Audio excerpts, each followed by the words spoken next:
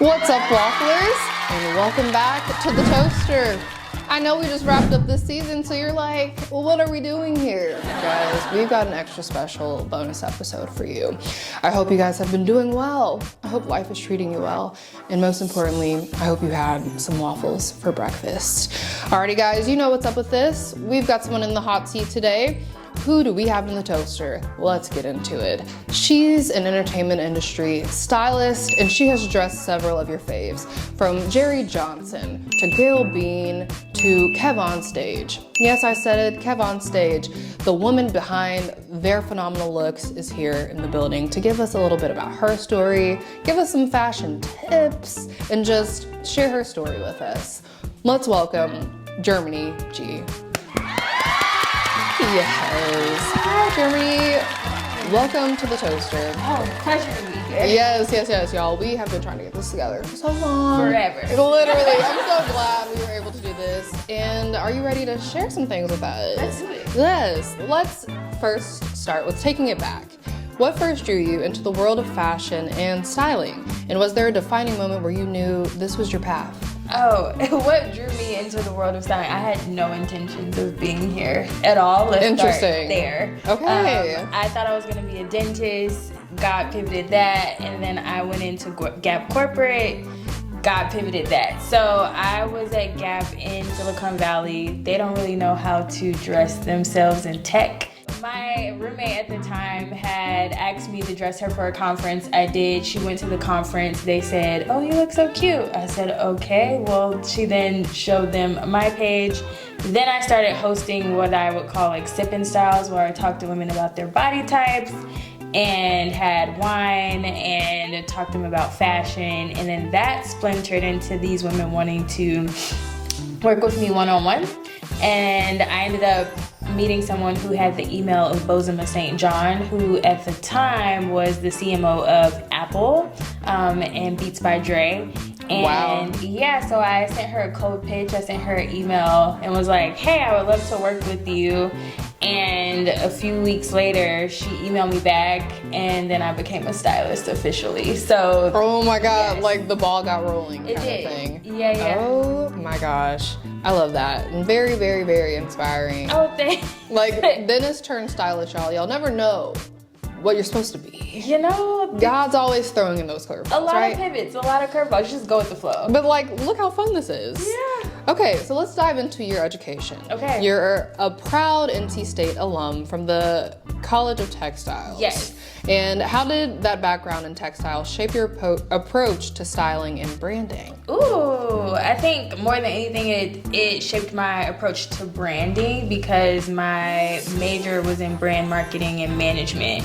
And so I think that now styling people, I help them understand that personal style isn't just about what you're wearing, it's about how you show up, it's about how you're presenting yourself and how you present businesses is through a brand, and then we're talking about personal brands, so how I'm presenting your personal brand. And so I think the College of Textiles played an integral role into my career in retail and fashion, but then now as a wardrobe stylist. Yes, Yeah. That's beautiful. Okay, so, you know, from dentist to building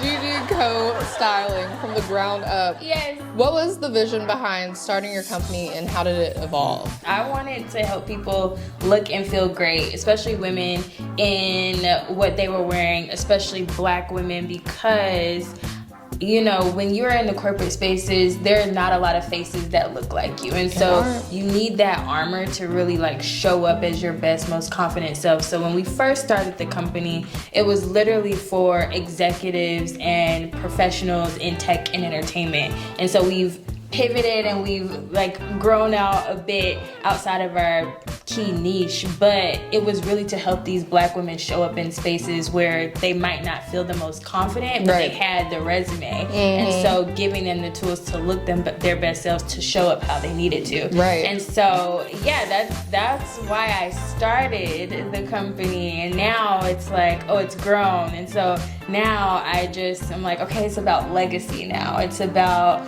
really building a brand, and then also now I have contractors that work under me, and so now it's also sustaining. Yes, it's beautiful.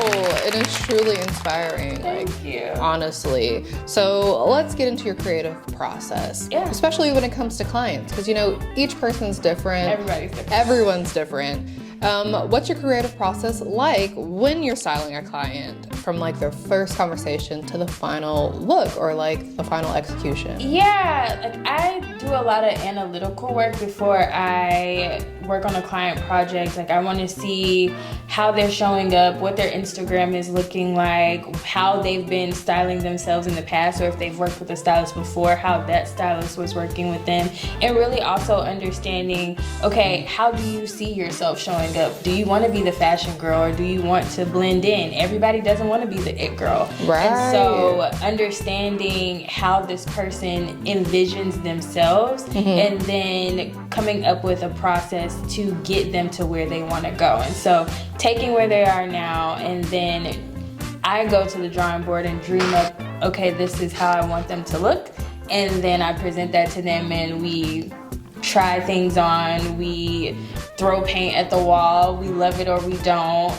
And sometimes it's also just about meeting them where they are, and then as the relationship grows, it's about elevating them to really get to where they want to be or need to be. And when you're styling these people, are you matching the wardrobe with like their personality? Yeah. Is it like, do they want to look like great but as themselves, or are they like, yeah, completely turn me all the way up? It depends on the client. It absolutely depends on the client and what they want to do. Like Jerrie Johnson, we always have a good time working together because I compare her anything and she's pretty much like okay. And I just know that the parameters are, most of the time it needs to be androgynous. Like it needs to be pretty enough that she can feel feminine, but also at some points it needs to be masculine because she is queer. And so she doesn't want to always lean into her feminine self. Sometimes she wants to lean into that masculine self. And so I have to understand, how does she want to show up? Right. Or how do they want to show up in this moment? And so it's about taking their personality in, but then also understanding the appropriateness of the occasion, the appropriateness of what they're doing, and then how we're evolving. So a lot of things come into play when it comes to putting a look together. As much as it's an art, it sounds like a science. It's science. And even a little math. You said, I gotta get a little analytical here. Yeah. Yes. Okay. So speaking of the icons you've worked with, Kev on Stage, Gail Bean, Jerrie Johnson, Serayah, you just recently styled. The list can go on and on. What's one styling moment that stands out for you? Ooh, I think most recently, probably working with Bozema again for Real Housewives of Beverly Hills. It was an amazing moment, stressful moment, because the task that she gave to me was all black designers from head to toe. And so and we had like a few weeks to get it done. And so just like researching all those designers, but then also, and why are we so hidden? Like when you like when you give somebody a task like that, it's like, man, I've really got to go log in on my computer. No, for real. But if she said anything else, it would be so easy. It would be accessible. It wouldn't be a reach. But from head to toe, from like sunglasses to earrings to the wardrobe, it definitely expanded, my Rolodex of black designers, but also I love the respect and the visibility she was giving those designers. So it stretched me, but also our efforts paid off because we got into Vogue recently. And so I think it's been like a pinnacle to be like, oh, my work is in Vogue now. So that's beautiful. Really good. Yeah, that's a high, congratulations. Thank you. Congratulations. So, based on your Instagram bio, you're very bi-coastal. Yes. You're in ATL, you're in LA, you're in NYC.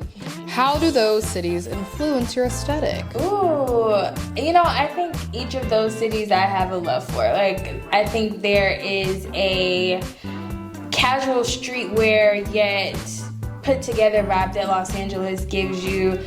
I love New York because you can just put on anything and it can fit right. It can feel like a vibe. In Atlanta, I feel like it's a bit more sexy. It's a bit more. It's low-key serious. It is, you know. And so I don't know if I quite resonate with Atlanta, but it definitely helps me in the landscape of like learning how people are showing up in those environments, and just being able to observe that helps me then do my job better, because I'm looking at what people are wearing, their streetwear, their everyday wear, and then I'm banking it in my mind, so that when the moment comes and I have to put together a look, no matter what it is for, it will help influence my job. Right. Yeah. Period. Okay.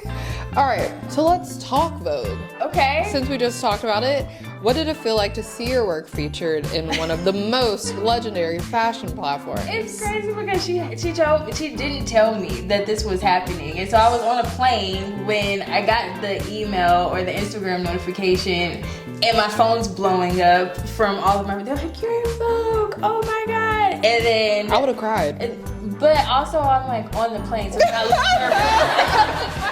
I can't even respond. I mean, yes, Wi-Fi, but it was a moment that felt spiritual, where it's like, okay, God said, like, yes, this was great, but now let's spend like quiet time, because you can't even let this sink in on the internet. Like right now, I have that immediate gratification, but it felt surreal in a sense. It felt like my work was paying off and that things are working out. And would 24-year-old Germanee, who started this company, know that this would be a part of the journey? Absolutely not. I don't even know if I thought I would still be around as a stylist at this point in time. So you're knocking on 10 years. I'm almost at 10 years. When I turn 35, I'll be at 10 years. That is beautiful. Oh, wow, and I'm old. Girl, you look great. Stop it. Stop it. Okay, so let's get into it. All right. You styled for red carpets, press runs, weddings, you name it. What's the unseen pressure like behind the scenes? Oh my God, the unseen pressure is when like a zipper breaks and you have to sew someone into a dress. It's when somebody wakes up the next day after you've landed a look and say, you know, not quite feeling that, don't like it. And then you're having to talk to a designer or go to the mall and figure something out to help them look and feel their best selves. But those are the little fires that happen in the background that nobody knows about, and all people see is, oh, that was such a great look, but they don't know how to sew that person into a dress 10 minutes before. So you have the label stylist. Does that also come with the label tailor?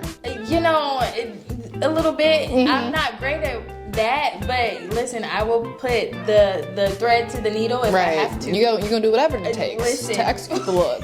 Absolutely. Okay, period. No, I can understand these moments being stressful, especially weddings, like high stakes. Oh, carpets, high stakes. Like press run, high stakes. All of it is highly visible, highly emotional, highly comfortable, and so people want to look and feel their best selves. But woo, girl, the things that come with it. The things that come with it, let's talk about it. So, you know, being a stylist is not easy. No. You encounter, you know, maybe you've encountered imposter syndrome, seeking, you know, mentorship from people who didn't necessarily have your interest at heart, and let's talk about it. In a recent interview that you did with someone that I found on your Instagram, you mentioned that basketball star Kevin Durant's stylist told you to, and I quote, "Stay in your lane" when you wanted to style athletes. Yes, I did. How did that moment impact your mindset and your ambition? You know, I love her for her words. Listen, I didn't take any offense to it at all. I did think it made me go, like, even though this is what I want, are you telling me not to pursue what I want and just stay where I'm at?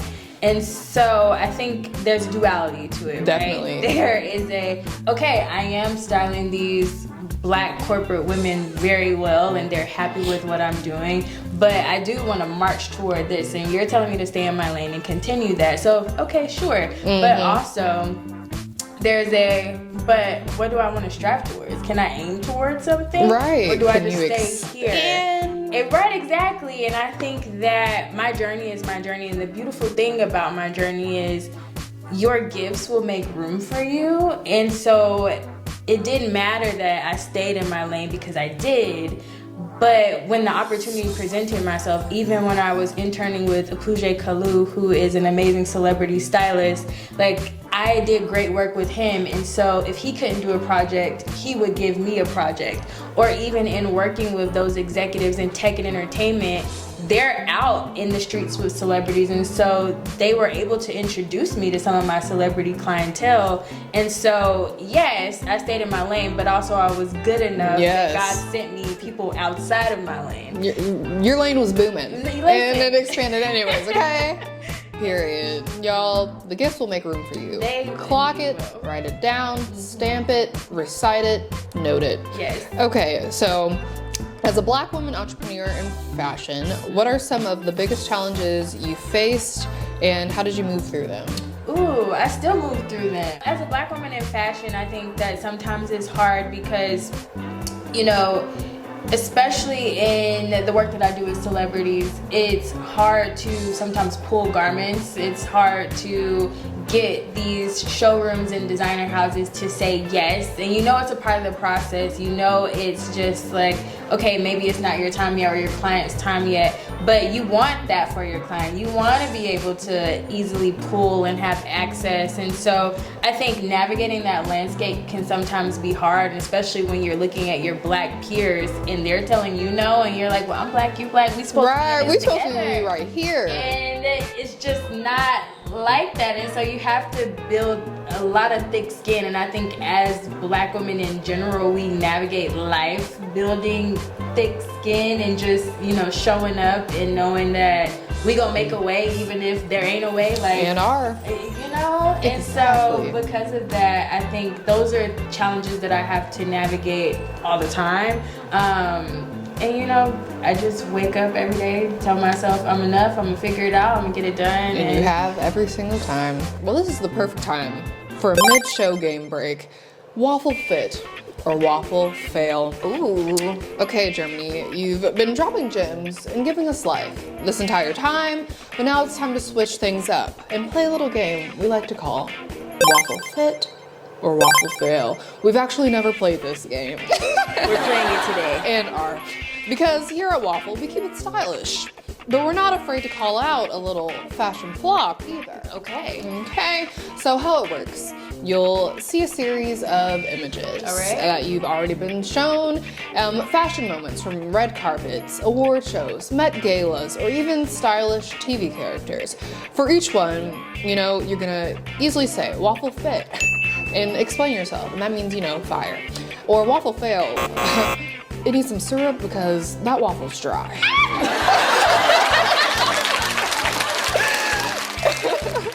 And bonus points if you can sprinkle in what you would have done differently. Ooh, a little powdered sugar. You know what I'm saying? Okay, so let's get into it. Number 1, Rihanna's yellow Guo pie Met Gala gown from 2015. I'm gonna say waffle fit because Rihanna can really do no wrong. She looked like Belle. Even if I didn't like it, I would love it because it was Rihanna. Actually, yes. She looked like a princess. She did. She looked amazing. I love the hair flip. It's iconic. It's Rihanna. Zero flaws. Every moment is a fashion moment with her. 10, 10, 10s across the board. Listen. I can agree. Okay. All right, number 2, Kanye's shredded sweater look at Fashion Week. I'm gonna say fit. I do love a different take on something that is functional, something that we all have in our closet. Would I spend that Kanye money for that sweater? Right, I could do that on my own. And absolutely could. And yeah, I could go to a thrift store. You know, like, love the vision. The vision was there. But the coin. No. Absolutely not. not. The coin and the vision didn't match. They didn't. Okay, next. Zendaya's Joan of Arc at Met Gala, her armor look. Oh my gosh, I think that Law Roach does an amazing job with Zendaya. And so just like Rihanna, there is no fail when it comes to those two. Honestly. And I think that Law does a great job with fashion history and then just like embodying that into a look. And so fit for sure. Fit for sure. Yes. Okay. Getting into Kim Kardashian's all black Balenciaga Met look from 2021. Fashion fail because we can't even see you. Like, girl, what's happening? What are you trying to give? You just wearing a jumpsuit? Sis, you look like a bag. I don't even know what you look like. Look nothing. like nothing. You Avoid. Avoid. So we are avoiding that. Absolutely. Okay? It's a Alright. fashion fail. It's a fail. Next, we've got icon Andre Leon Talley. Didn't he pass away? He did. Yeah, right. R.I.P. R.I.P. Yeah. But let's get into his signature capes. Yes, we love it. We Fashion do. fit again. He was amazing. There's no notes when it comes to Andre. Not at all. And it's very signature. You know, he died with that. Yeah. Honestly. So, you know, I picked a random look from 2024's Grammys, Jason Collier's suit. What do you give it? I'm gonna give it a fail. Let's Here's get the into thing. It's a lot going on in that look. And I think that as a stylist, it can sometimes, especially with men's fashion on a red carpet for an event, they wanna wear regular suit. And it feels sometimes like a snooze. But that is a lot happening. No, it's a no for me. I agree. All right, let's get it. All right, Solange's wedding look, epic or too avant-garde? I think it was very Solange. So I'm gonna go with fashion fit because agree. it fit her. And I think for your wedding day, you should feel your Right. best and authentic self. So Absolutely. And she didn't have to do too much, No. but she did just enough. That's And just- it still gave luxury, Indeed. elegance, Yes. poise, period.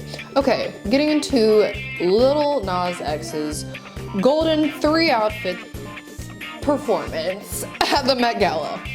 he's not for me. Okay. fail. Sorry. It was a lot. It was a lot, and we're gonna let him have it. We're gonna let him have it. He is beautiful in his skin and sometimes not the things he wears, but Period. Yeah. I can get behind it. Okay, last two. Julia Fox's just wrapped in plastic looks. nothing that she wears is a fashion Not at all. anything. Kind of trash. It's a no. Plastic trash bag, if you will. A hot mess. Absolutely. Let's hurry up and move past that one. And last but not least, Gabrielle Union's Neon Valentino dress. I'm gonna say this is a fashion fit. 10s across the board. One, I think that Black women look amazing in color, and that's just a color that really made her skin look really beautiful. She looks confident, she's glowing. I love it. I loved it too. Yes. 10. Okay, Germany, you survived Waffle Fit or Fail, and you did it with style and grace. Oh, wow. Period. And now that we've judged the drip, let's get back to the gems. Okay, let's do it. You're now part of Goldman Sachs' 1 Million Black Women cohort. Congratulations. Thank you. How does it fuel your mission? It's kicking my behind. But Please tell us about it. oh yeah, so it's an amazing program where Goldman Sachs has partnered with NYU Stern. Stern is one of the best business schools in the country, and it's free business school, and so you get access to professors and business advisors, and it's really helping me rethink about the company, how we are approaching our clients, just providing new vision, I think, that I haven't had in a long time. And so it's helping me navigate business in a different way and helping me to think about things in an enterprise and CEO mindset versus just I run a business and I am self-employed. So it's helping me think bigger, broader, and so I love it, but listen, Challenging, it's huh? like 12 additional hours to the hours that I don't have in a day, and I'm like 24, and like, here we are. Yes, you're gonna make it work, and it's gonna pay Yeah, off, and it's gonna give like Germany 2.0. 3.0. 3.0, 5.0. You know, whatever. Oh, another one. Another one. Yes. Add another one. Period. Okay, so what's the biggest lesson entrepreneurship has taught you?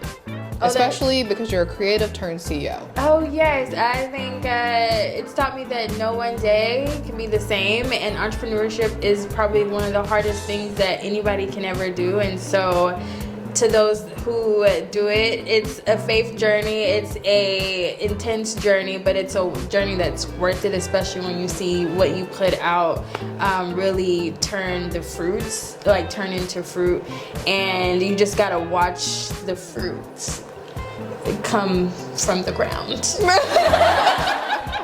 Period. Because sometimes you're like, so when do the seeds, No, for real, like you're looking at the dirt, like, please. Can I get a bud? Something. A plant. And then the leaf pops up. And you're like, oh. Yes, something's happening. So true. Okay, so how do you manage the balance of being both an artist, but also a businesswoman? Yeah, I think I probably have seen myself more as a businesswoman first. Okay. Mainly because, again, I wanted to be a dentist. I wanted to be at corporate at Gap, and the fashion, the art probably came second. And so I think now it's about making sure I am fueling my creative self, because I can always get into the business and I can always work and figure out how to do better, how to analyze, to fine tune, but I also have to fuel my creative energy to then do what I need to do. Does that make sense? It makes a lot of sense. Okay. Great answer. Right. Great answer. Okay, so this is an inspirational portion. Oh. For young Black women entering the space, you know, what do you wish someone had told you? I think I would have wished somebody told me that it's not gonna be easy, but it's gonna be worth it. And then also just understanding all the tools and all the resources that styling takes, and just knowing that even if you hear no, it's not the end of the journey, it's a part of the journey, and you should just help those no's fuel you to get you to your yes. Absolutely, because the yes is always coming. Yes. Absolutely. Okay, so what does styling say about a person, about culture, about you as a stylist? Like, what does style say? I mean, I think it speaks to a person's, I think it speaks to who the person is. I think it speaks to their attitude. I think it speaks to, how they're feeling. I think there's a lot that is in style. Like you said, it's a science to it. And I think that science is psychology. It's how do I want to show up to the world and present myself. And so I think that's a big portion of style, more than just the art, because it's like psychologically, like what's going on in here in my head and my heart, and then how am I translating that to show up to the world. Absolutely. Yeah. So have you ever used fashion to make a statement, intentionally or not? Yeah, I think specifically in the past I used it to make a statement, because I am an ambivert, but I probably lean more introvert more than extro. And so I would wear really cute outfits just to help that be the conversation starter. And so that would be how I would, they would be like, oh, you have a cute outfit. And it would then make me say make me want to have a conversation, right? Versus I'm not going to be the one who's going to walk up to it. Right. So that's my way of making a statement quietly. Quietly. Quiet statements. Quiet statements to make statements. That is so funny. Okay. When working with clients, how do you draw out their true self through what they wear? Ooh, I think it's in the knowing what helps them feel their best selves, and then also knowing this is something that I should not bring to the fitting, but just picking up on those nonverbal cues that help me understand they're feeling themselves. When they start looking in the mirror and dancing and just smiling, then that's how I know that I've done my job and this is how we need to continue. And if there's a look on the rack that doesn't quite feel like what they have on, then I'm not showing that, because I'm like, oh, you are already you liking this? yourself. I'm gonna keep this on the correct. All Alrighty, y'all. We're wrapping this up in just a few. We've just got a few more questions for you. I know you've enjoyed having Germanee, but she got stuff to do. Okay? All right. Just a few more questions. Okay. How has your definition of success evolved from the early days till now? That's a good question. I think that growing up, success meant you go to college, you get a good job, you stay at that job, and that's life, that's success. I think that now that I'm an entrepreneur, success to me currently feels like, yes, I've built this business from the ground up, but what does legacy look like? What does it feel like to hold on to this, to not give up, and really build an empire in my own right? Like, how do I become the Madam C.J. Walker of style? Like, how? Because she definitely got a legacy. We ain't never gonna forget about her. Okay, so how do I become her? And honestly, I think that's gonna be my charter towards success. It's my North Star. Black women, we need to all look in the mirror and ask ourselves, how can we become the next Madam C.J. Walker? End of story. Okay, because when did she pass away? Somebody got to come and take her place. Who has? There's a few people. There are. You know, yes. Oprah and Little Sprinkle of people. Yes. You know, yeah, for sure. Okay, so if you could go back and style one iconic red carpet moment in history, we've had a lot of yays, we've had a lot of nays, we've had a lot of a little dry, need some syrup. What would you do differently? You know, I'm gonna go with Issa Rae. I think that there are a lot of moments on the red carpet that I feel like could have been a bigger impact for Issa, especially because she's such a big part of Black film in this day and age. And I think that I would love for somebody to really help her play up who she is as a person, but also really amplify her and her body type really well. And so sometimes I just feel like it's like, oh, it was almost there. Like, it was almost there. It just didn't get the 10 for me. So basically, she needs you. You know, if she want to come this way, she can. Issa, I hope you find this video. Okay? Finish this sentence. My gift is making room for me because God gave me this gift. Period. Love that. Okay, a few quick ones. Fashion trend you delete forever. Oh, butter yellow. Interesting. I hate it. Interesting. It looks horrible on everyone. I think so. We need to stop it, throw it in the trash. All right, guys, get rid of butter yellow. Okay, dream client you haven't styled yet. Issa Rae. Period. Issa, watch this video. Okay, and one word to describe your styling philosophy. Ooh, that every client should feel authentically like themselves. Period. Yes. And that's what we're gonna stick to. It's basically a wrap with this bonus episode with Germanee G. And I hope y'all loved this episode as much as I did. I hope you guys learned as much as I did. I hope you guys took notes and went in y'all's closet and started putting in the work, okay? Germanee, please tell us what we can expect next from you. Ooh. And please tell the wafflers where they can find you. I think what they could expect next is like a new, fresh, and refined vision for the company, but also just me thinking of myself as a business. Period. Because I see a lot of influencers and I think they're great, but also like I have great style too, and so I should also be getting brand deals. And I support. Thank you. Because your outfit's eating today. I appreciate that. So bad. And so people can find me at Germanee_G. That's on Instagram. We're gonna find a way to TikTok, but it's still Germanee_G.